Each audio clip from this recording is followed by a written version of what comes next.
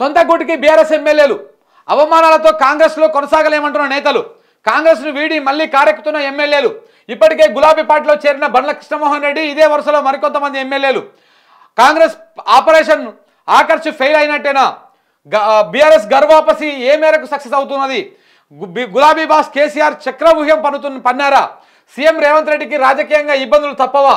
అధిష్టానం దగ్గర రేవంత్ రెడ్డి పరిస్థితి ఏంటి? చర్చనీయాంశంగా మారిన ఎమ్మెల్యే బండ్ల ఎపిసోడ్ చూడు. రాష్ట్ర రాజకీయాలు ఆసక్తికరంగా మారాయి.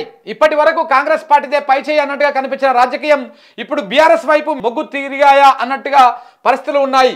బీఆర్ఎస్ పార్టీ నుంచి ఎమ్మెల్యేలను పార్టీలో జాయిన్ చేసుకున్న కాంగ్రెస్ కు ఇప్పుడు అదే బూమరాంగ్ అవుతోంది.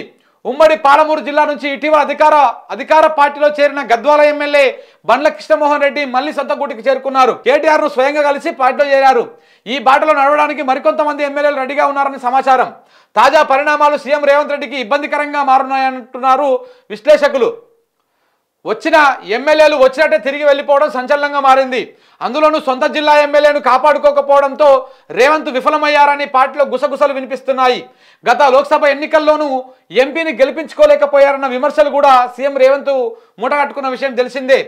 ఇవన్నీ కూడా ముఖ్యమంత్రికి కంప్లీట్గా రివర్స్ అవుతున్నాయా అన్న అనుమానాలు కూడా కలుగుతూ ఉన్నాయి. కాంగ్రెస్లో ఇమడలేని వాతావరణంలో ఎమ్మెల్యేలు జంప్ అయ్యేందుకు సిద్ధమయ్యారన్న ప్రచారం జోరందుకుంది.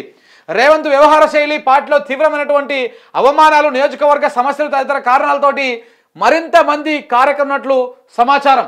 సో ఇప్పుడు పోయినటువంటి ఎమ్మెల్యేలే కాదు, కొత్త వాళ్ళు కూడా పార్టీలు మారేటువంటి అవకాశం కూడా కనపడతా ఉన్నట్టుగా తెలుస్తూ ఉంది క్లియర్గా.